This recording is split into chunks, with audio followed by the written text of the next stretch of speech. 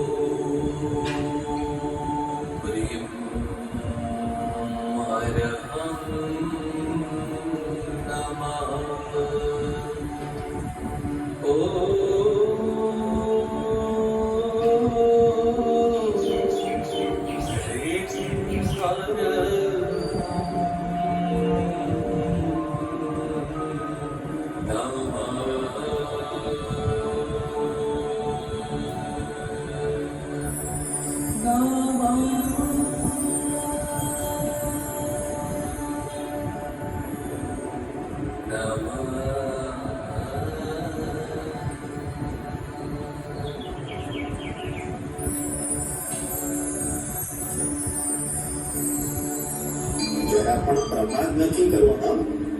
સાચે જ જરા પણ આળસ નથી કરવી, સેજ પણ ઉપેક્ષા નથી કરવી, નહીં તો જન્મો જન્મ આનાથી દૂર થઈ જશો. ઓમ શ્રી પરમાત્માને નમઃ. શ્રી સદગુરુ દેવાય નમઃ.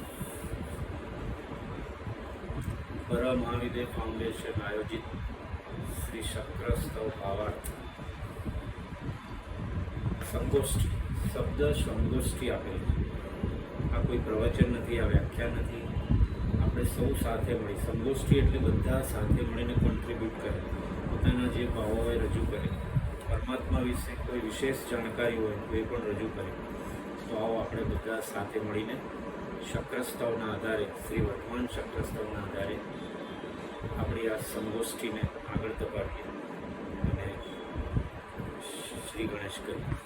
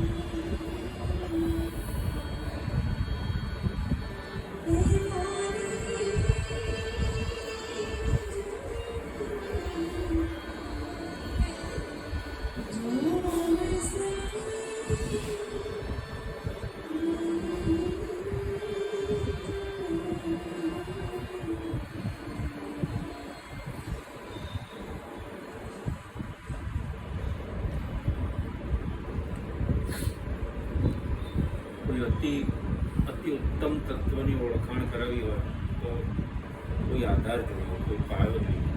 ઘણાને એમ થાય કે આ ગીત કેમ કે જનનીની જોડ સખી નહીં જડે. તો આ સંસારમાં ઉત્કૃષ્ટ પ્રેમ, સર્વોત્કૃષ્ટ પ્રેમનું કોઈ પ્રતીક હોય તો એ માં છે. અને પરમાત્મા એવું કહેવાય છે કે પરમાત્મા બધે પહોંચી ના વળે, એટલે દરેક ઘરમાં એક માને આપી. અને બહુ પ્રચલિત કહેવત છે,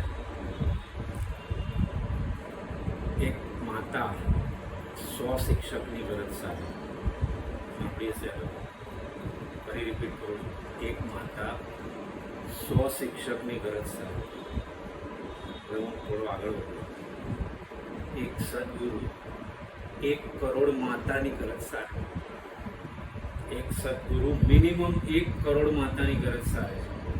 હજી આગળ વધુ, આપણા પ્રભુ પરમાત્મા અનંત માતાઓને પ્રેમની ગરજ સાથે. અનંત માતાઓ, તમે ધ્યાનથી સાંભળ્યું હશે તો આવ્યું શક્ય છે. ત્વમ માતા ત્વમે પિતા, તમે જ મારી માં છો, તમે જ મારા પિતા છો. એટલા માટે લાડથી ઘણીવાર ગુરુદેવને બી ગુરુ માં કહેવામાં આવે છે. યશો વિજયજીને બી ગુરુ માં કહે છે, ચંદ્રશેખર વિજયજીને બી ગુરુ માં કહેતા છે. કે આ સંસારમાં પ્રેમનું શ્રેષ્ઠ પ્રતીક હોય, નિસ્વાર્થ પવિત્ર પ્રેમનું શ્રેષ્ઠ પ્રતીક હોય તો એ માનું છે. તો સદગુરુ 1 કરોડ, મિનિમમ 1 કરોડ માતા. અને પરમાત્મા એટલે મિનિમમ, નોટ મિનિમમ, પરમાત્મા એટલે અનંતી માતા. અનંતી માતાનો પ્રેમ પરમાત્મામાં સમાયેલો છે. એક સરસ મહાભારતનું ઉદાહરણ યાદ આવે છે કે માનો પ્રેમ કેવો હોય છે. જે દિવસે ભીષ્મ પિતામહને વધ થવાનું હોય છે, એના આગલા દિવસે સાંજે કૃષ્ણ મહારાજા ટહેલવા નીકળે છે. તો કૌરવની છાવણીમાં બી જાય છે. એ બધો બહુ ઉત્તમ કાળ હતો કે સંધ્યા થઈ ગઈ એટલે પછી બધું ભૂલી જવાનું, દિવસે જ યુદ્ધ કરવાનું. તો પછી કૃષ્ણ મહારાજા એક વ્હાઈટ સાડીવાળી સ્ત્રીને જુએ છે. પછી નજીક જાય છે તો કે ભીષ્મની માં હતી. કૃષ્ણે પ્રણામ કર્યા, કીધું માં શું કરો? તો એ ભીષ્મ પિતામહના ગંગામાં હતા. ગંગામાં કે કેશવ, કાંકરા અને કાંટા વીણું છું આ ભૂમિ ઉપર. તો કે કેમ માં?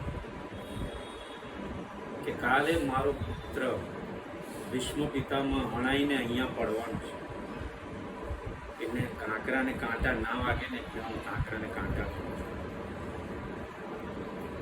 એટલે બીજું તો શું પ્રતિક માતા વિશે આપણે આપીએ. પછી બીજા દિવસે ભીષ્મ હણાઈ જાય છે. ભીષ્મની હત્યા અર્જુન દ્વારા શિખંડીની આગળ ધરીને છળકપટથી કરવામાં આવે છે. બાકી ભીષ્મ પિતામહને અર્જુન ના હરાઈ શકે.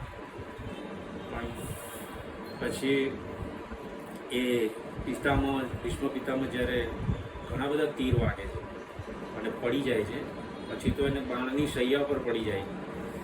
પણ ફરી કૃષ્ણ ગંગામાને મળે છે. તો ગંગામાએ બહુ સરસ કીધું, એ કેશવ, અર્જુને કપટ કરીને મારા પુત્રને હણ્યો.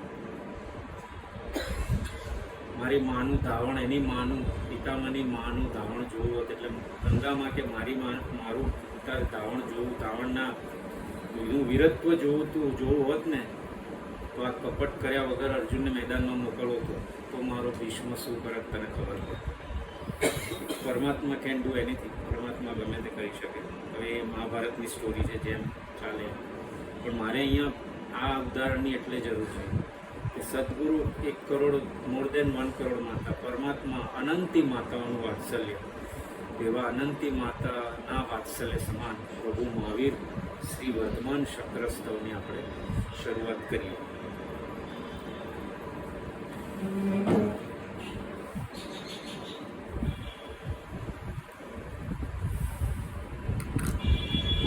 આચાર્ય સિદ્ધસેન સુરી વિરચિત શ્રી વર્ધમાન શક્રસ્તવ.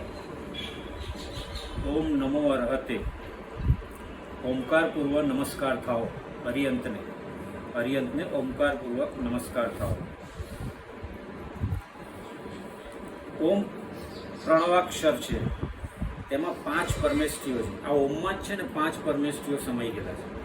કઈ રીતે? તેમના આદિ અક્ષરથી બનેલ છે.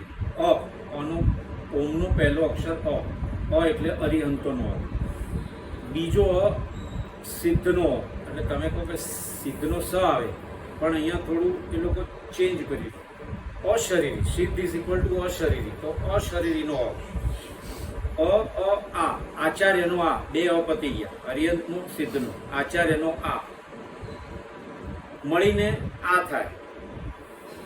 તેમાં ઉપાધ્યાયનો ઉ મળે. ઓમ જો એમાં ઉ સમાયેલો છે, રાઈટ? તો ઉપાધ્યાયનો ઉ મળે અને મુનિ ભગવાનનો મ મળે. આમ પંચ પરમેષ્ઠીને, આ પાંચ અક્ષરોને મળીને પંચ પરમેષ્ઠીને સમાવતો એક જો અક્ષર હોય તો એ ઓમ છે. સૌથી મોખરે એવા શુદ્ધાત્મ દ્રવ્યને નમસ્કાર હો. નમસ્કાર કરું છું. ભગ એટલે ઐશ્વર્ય, પરમ તત્વનું ઐશ્વર્ય, શક્તિ સ્વરૂપ છે. એ શક્તિ બીજા કોઈ તત્વમાં નથી, માટે ભગવાન છે. ભગવતે, ભગવંત, સર્વ આશ્ચર્યથી સંપન્ન. ભગ એટલે ઐશ્વર્યયુક્ત, અનુપમ છે. વાન એટલે ધારણ કરે. ભગ એટલે ઐશ્વર્ય, વાન એટલે ધારણ કરે. શક્તિ સ્વરૂપ છે. એ શક્તિ બીજા કોઈ તત્વમાં નથી, માટે ભગવાન છે. સુપ્રીમ સુખ, આનંદના સ્વામી છે, માટે ભગવાન છે. પરમાત્મને, વળી આ પરમ તત્વ કેવું છે? પરમાત્મા છે, કેમ કે તે શુદ્ધ છે. શુદ્ધાત્મ દ્રવ્ય આત્માનું પરમ સ્વરૂપ છે, આત્માની ઉત્કૃષ્ટ અવસ્થા છે, તે માટે પરમાત્મા છે. પરમ જ્યોતિ છે, ઉત્તમ એવા કેવળ જ્ઞાન રૂપ શ્રેષ્ઠ જ્યોતિર્મય પરમ જ્યોતિ છે. જ્યોતિ તો પ્રકાશ રૂપ છે. શુદ્ધાત્મ દ્રવ્ય જ્યોતિ રૂપ પ્રકાશ નથી. જો આ શુદ્ધાત્મ દ્રવ્ય કોઈ પ્રકાશ નથી, અથવા જ્યોતિ એને બોલાય છે, કેમ? પણ અદ્રશ્ય જ્યોતિ છે.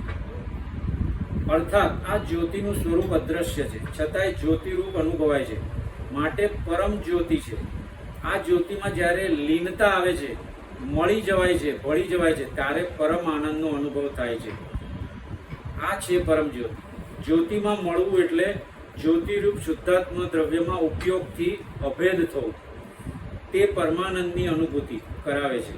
જ્યોતિ સ્વરૂપ આત્મા એટલે તેમાં પ્રકાશની કલ્પના કરવાની જરૂર નથી, પરંતુ જેમ શીતળતાની કલ્પનામાં ગુણની ઠંડક અનુભવ રસ કલ્પના કરીએ છીએ, તેમ જ્યોતિ સ્વરૂપે અનુભવાય છે. પરમ પરમેષ્ઠીને, પંચ પરમેષ્ઠીઓમાં શ્રેષ્ઠ અથવા પહેલા નંબરમાં અરિહંત ભગવાન. પાંચ પરમેષ્ઠી અરિહંત, સિદ્ધ, આચાર્ય, ઉપાધ્યાય અને સાધુ. એમાં ઉત્કૃષ્ટ અથવા શ્રેષ્ઠ હોય તો એટલા માટે એમને પરમ પરમેષ્ઠી કહેવામાં આવે છે. પરમ વેદ છે, વેદ એટલે વિદ્યા, સર્વ વિદ્યાના પરમ જ્ઞાતા, જાણનાર. બીજો અર્થ એ છે પરમ વિધાતા, બનાવનાર. પર્યાયો, પરમ વિધાતા કેમ? આપણી જે કંઈ બી પર્યાય છે એ આમ વ્યવહાર નથી જોઈએ તો પરમાત્માએ બનાવી છે, અને નિશ્ચય નથી જોઈએ તો આપણા જ શુદ્ધ દ્રવ્યએ બનાવી છે. તો આ વિધે અલગ અલગ પરમ વેદ છે, સર્વ વિદ્યાના પરમ જ્ઞાતા. પરમ યોગીને, યોગીઓના શિરોમણી. સહયોગી કેવડી સુધીના બધા યોગીઓ છે, પણ આત્માની પર્યાય છે.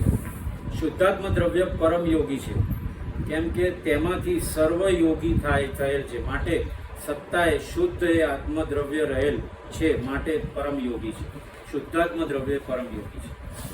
પરમેશ્વરાય, જ્ઞાન દર્શનાદિ ગુણ રૂપ પરમ ઐશ્વર્યના સ્વામી. તમસઃ પરસ્તાય, અજ્ઞાન રૂપ અંધકારથી પર. પરમાત્મા કહેવાય છે અજ્ઞાન રૂપ અંધકારથી પર, જગતના અંધકારને ઓળંગી ગયેલ, અથવા મિથ્યાત્વ રૂપી જે અંધકાર છે તેમાં સર્વથા નાબૂદ થયેલ તત્વ. સદોદિતા દિત્ય વર્ણાય, સદાય ઉદય પામતા સૂર્ય જેવી દેદીપ્યમાન કાંતિ તેજવાળા. સૂર્યનો અસ્ત થાય, પણ આ શુદ્ધાત્મ દ્રવ્ય તો હંમેશા ઉદય પામેલા સૂર્ય જેવું અદ્રશ્ય પ્રકાશરૂપ છે. સમૂલોન્મૂલિતાનાદિ સકલ ક્લેશાય, અનાદિકાળથી આત્મા સાથે વ્યાપ્ત એવા રાગ દ્વેષાદિ સર્વ કષાયોને મૂળમાંથી છેદનારા, અથવા જેણે છેદી નાખ્યા છે, ઉન્મૂલન કરનારા. ઓમ નમો રહતે, આમાં 11 આલાઓ છે, ટોટલ 11 વિભાગ છે.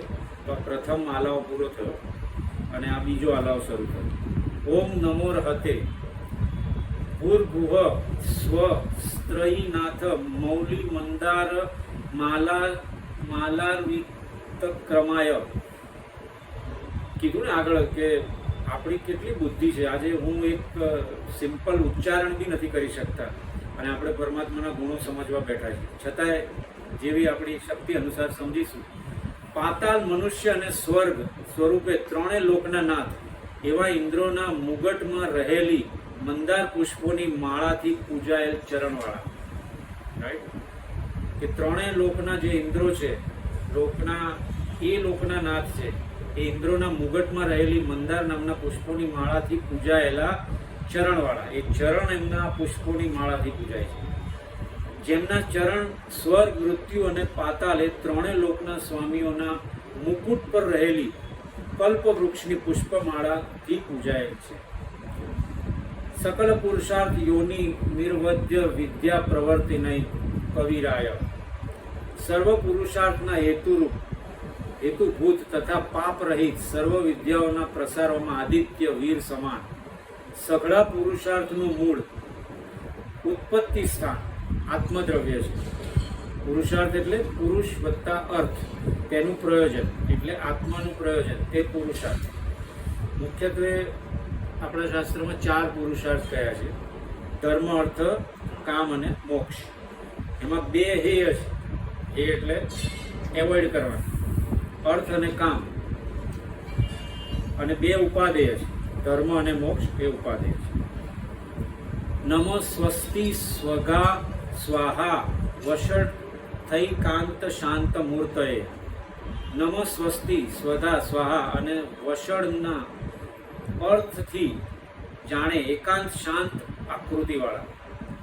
કલ્યાણને અર્થે અગ્નિ, ઇન્દ્ર અને દૈત્યોને અપાતી આહુતિને કારણે અત્યંત શાંત આકૃતિવાળા હરિયંતને નમસ્કાર. માં જે નમ છે એ સંપત્તિકર બીજ છે, સ્વસ્તિ છે કલ્યાણકર બીજ છે, સ્વધા છે તુષ્ટિકર બીજ છે, વશ છે એ વશ્યકર બીજ છે અને પુષ્ટિ એ પુષ્ટિકર બીજ છે. આ બીજાક્ષરોનું મૂર્તિવંત સ્વરૂપ એ શુદ્ધાત્મ દ્રવ્ય અથવા પરમાત્માનું સ્વરૂપ છે. ભગત ભાવિ ભૂત ભાવાવભાસીને, ભૂત, ભાવિ અને વર્તમાન કાળના સઘળા ભાવોનું પ્રકાશન કરનારા. વર્તમાન, ભવિષ્ય અને ભૂત એ ત્રણેય કાળના ભાવોને જેમાં અવભાસ રૂપે, પ્રકાશ રૂપે પડેલા છે. કાલ પાશ નાશીને, મૃત્યુરૂપ કાળના પાશનો નાશ કરનારા. શુદ્ધાત્મ દ્રવ્યને કાળનું બંધન નથી, કારણ કે એ અમર છે. ત્રિકાલ બાધિત છે, ત્રણેય કાળમાં અબાધિત છે. સત્વ, રજસ, તમો ગુણાતીતાય, સત્વ, રજો અને તમો ગુણથી પર થયેલા. એટલે બેઝિકલી આપણે બધા 3 કેટેગરીમાં આવીએ: સત્વ, રજો અને તમો ગુણ. પરમાત્મા એ 3 ગુણોથી મુક્ત થયેલા, એટલે એને ગુણાતીત કહેવાય છે. ગુણાતીત છે નિર્ગુણી. નિર્ગુણી એટલે ગુણ વગરના નહીં, પણ ગુણથી બી ઉત્કૃષ્ટ, સર્વોચ્ચ ગુણથી બી આગળ કંઈ કહી શકાય એમ નથી. એટલે એનાથી બી જે આગળનું સ્ટેપ છે એ ગુણાતીત, એ એમની અવસ્થા છે. અનંત ગુણાય, આપણે સૌ જાણીએ છીએ અનંત ગુણોના સ્વામી છે. શુદ્ધ એમાંથી 273 વિશેષણોમાંથી આપણે ગુણની સ્તવના કરવા બેઠા છીએ. શુદ્ધાત્મ દ્રવ્ય અને ગુણો જુદા નથી, અનંત ગુણ સ્વરૂપ છે. વાન મનો ગોચર ચરિત્રાય, વચન અને મનના વિષયમાં ન આવે તેવા અદ્વિતીય ચરિત્રવાળા, જેમનું ચારિત્ર વાણી અને મનને અગોચર છે. કેવળ આત્માનુભવનો વિષય બની શકે છે, પણ તેનું ચારિત્ર કેવળી ભગવંતો જ જ્ઞાનથી જ જાણી શકે છે. અર્થાત યોગીઓ નિર્વિકલ્પ ધ્યાનમાં જ આત્માનો અનુભવ કરી શકે છે. પવિત્રાય, પવિત્ર છે. ગુણોથી યુક્ત, ગુણોથી રહિત. જે તત્વ મનથી કે વચનથી સ્પર્શ કરે તે પણ પવિત્ર બની જાય. એટલે આ તો પવિત્ર તો છે જ, પણ એમને જે સ્પર્શ કરે તેનાથી મનથી અને વચનથી તો પણ એ પોતે બી પવિત્ર બની જાય. કરણ કારણાય, ધર્મના અનુષ્ઠાનમાં પ્રમાણભૂત તત્વભૂત જે કરણનું કારણ છે. પર્યાયો માત્ર સાધન છે, તેનું કારણ શુદ્ધાત્મ દ્રવ્ય છે. પરમાત્માના ત્રણેય નિક્ષેપો નામ, સ્થાપના અને ભાવ તે પર્યાય છે, તેનું કારણ શુદ્ધાત્મ દ્રવ્ય છે. તરણ તારણાય, સંસાર સાગરથી તરવા માટે જહાજ સમાન છે, જે તરણનું તારણ છે, તરેલા છે અને તારવાને સમર્થ છે. ભવ સમુદ્રથી તારવામાં નિમિત્ત રૂપ છે. સાત્વિક દૈવતાય, સત્વશાળી દેવતા, સત્તારૂપ દૈવત જે સાત્વિક દેવતા સ્વરૂપ છે. તાત્વિક જીવિતાય, તત્વમય જીવન જીવનારા, જેનું જીવન તાત્વિક છે. તત્વમસી, પરમાત્માનું તો જીવન તાત્વિક છે, પણ જ્ઞાની એમ કે છે આપણે પણ તત્વ એ કોણ છે? તો હું જ તત્વ છું. તત્વમસી, તત્વમસી એટલે હું જ તત્વ છું. જે પરમાત્મામાં શુદ્ધ તત્વ, શુદ્ધ દ્રવ્ય પડેલું છે એ જ મારામાં છે. હું જ તત્વ છું, હું જ આત્મા છું. નિર્ગ્રંથ પરબ્રહ્મ હૃદયાય, વિશુદ્ધ આત્મિક રહસ્યને પામેલા, જે નિર્ગ્રંથોનું પરમ બ્રહ્મ સ્વરૂપ હૃદય છે.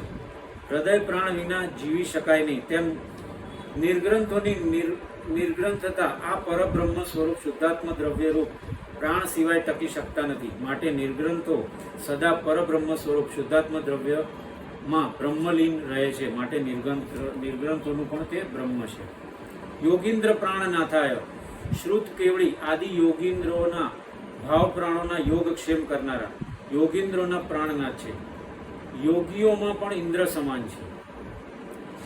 જો આમાં એવું ઘણીવાર બનશે કે તમને એમ લાગે કે આ રિપીટ આવ્યો, તો અમુક કેવડીને, યોગીન્દ્રને, હંસ રાજાએ, આ બધું અમુક રિપીટ આવશે.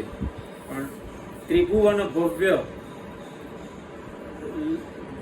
વનિયોત્સવાય, ત્રણ ભુવનમાં રહેલા ભવ્ય પ્રાણીઓને માટે સદાય ઉત્સવરૂપ.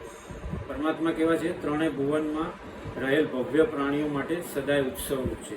તો આપણે બી અત્યારે ઉત્સવ જ એન્જોય કરી રહ્યા છીએ, પણ એના દાતા પરમાત્મા છે. તેનું સ્મરણ પણ આનંદ ઉપજાવે છે. માટે ભવ્ય પુલને હંમેશા ઉત્સવ છે.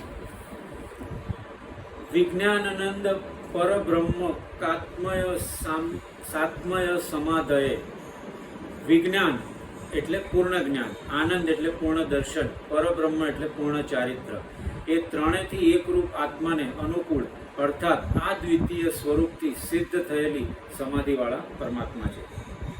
હરિહર હિરણ્ય ગર્ભાદિ દેવતા પરિકલિત સ્વરૂપાય, વિષ્ણુ, શંકર, બ્રહ્મા આદિ અન્ય દેવતાઓના સ્વરૂપને ધારણ કરનારા અથવા અન્ય દેવતાઓ વડે અજ્ઞાત સ્વરૂપવાળા, જેમનું સ્વરૂપ હરિ, કૃષ્ણ, હર, મહાદેવ અને હિરણ્ય ગર્ભ દેવોથી ઓળખાયું નથી, અર્થાત નહીં કળાયેલું એવું આ પરમાત્માનું સ્વરૂપ છે. સમ્યક શ્રદ્ધેયાય, સારી રીતે શ્રદ્ધા કરવા યોગ્ય. આપણી પાસે બીજો કોઈ વિકલ્પ છે આના સિવાય?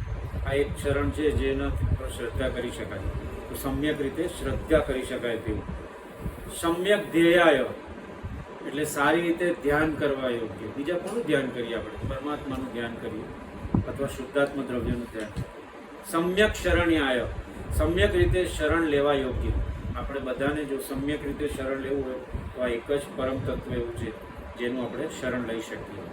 સુસમાહિત સમ્યક સ્પૃહણીયાય, સુંદર સમાધિપૂર્વક સારી રીતે જંપવા યોગ્ય એવા અર્હત પરમાત્માને નમસ્કાર હોય.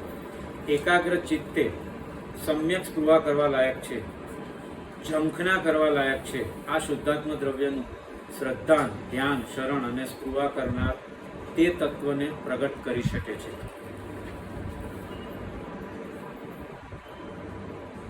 આપણે અહીંયા બે આલાઓ અત્યારે આપણે લીધા છે અને હવે ત્રીજો આલાઓ, એમાં 27 પદો છે.